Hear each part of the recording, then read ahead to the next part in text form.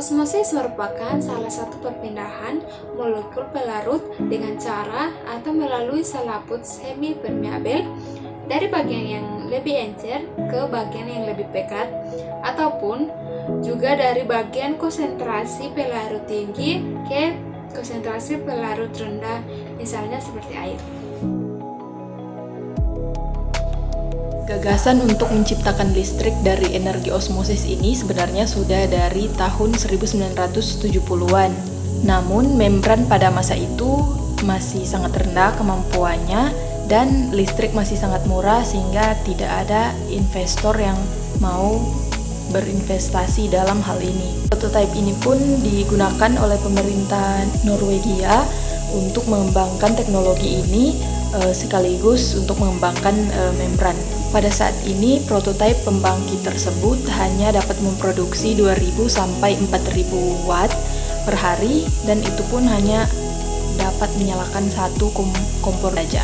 Untuk memperbaiki teknologi membran tersebut, Statkraft bekerja sama dengan lembaga riset dan industri di Norwegia, Jerman, dan Belanda. Osmosis ini akan menjadi bagian penting sumber energi terbarukan global di masa depan, kata Bart Michelsen, pemimpin Statkraft, kelompok perusahaan energi milik pemerintah Norwegia. Dengan bertambahnya jumlah penduduk setiap detiknya, tentunya kebutuhan energi pun akan semakin bertambah. Semua itu harus diimbangi dengan penyediaan pasokan sumber energi agar kebutuhan manusia di masa yang akan mendatang akan terpenuhi. Selain permasalahan dari krisis energi itu, masalah lingkungan pun akan menjadi masalah utama yang memengaruhi teknologi tersebut. Hal itu semakin terasa dengan semakin bertambahnya populasi dunia. Dari itu, energi osmosis ini dibutuhkan agar menjadi salah satu hal atau teknologi yang berguna untuk keberlangsungan kehidupan manusia di bumi.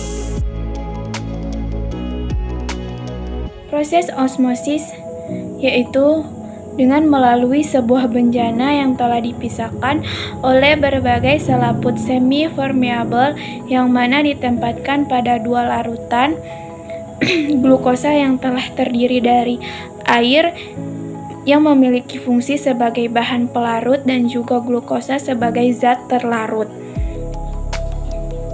Dan tentunya dengan adanya konsentrasi yang berbeda satu dengan yang lain.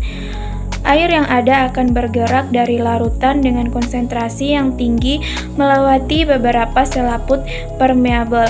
Pada proses ini, pergerakan dari air itu sendiri akan mulai berjalan dari satu larutan yang konsentrasinya cukup tinggi kepada konsentrasi yang cukup rendah. Larutan dengan konsentrasi zat terlarut akan lebih tinggi di sini, yang disebut dengan larutan hipertonis. Sedangkan larutan dengan konsentrasi yang lebih rendah disebut konsentrasi isotonis. Untuk larutan yang berada di bagian luar sel dan juga konsentrasinya menjadi lebih rendah di dalam sebuah sel disebut dengan larutan hipotonis.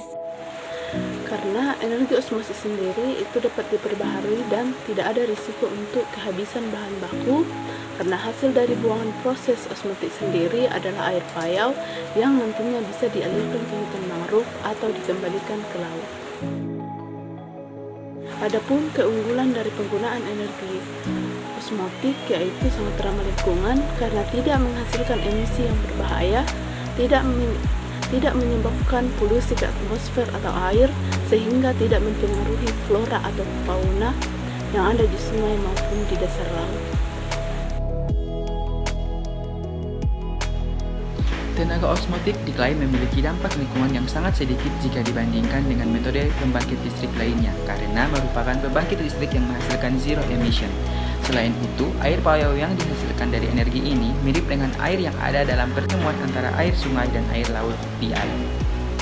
Jika dilihat dari perspektif lingkungan, tenaga osmotik memiliki keuntungan yaitu bebas karbon dioksida dan merupakan teknologi terbarukan, memiliki dampak lingkungan yang tidak terlalu signifikan, area instalasi power plant yang efisien, serta tidak menimbulkan emisi yang berbahaya.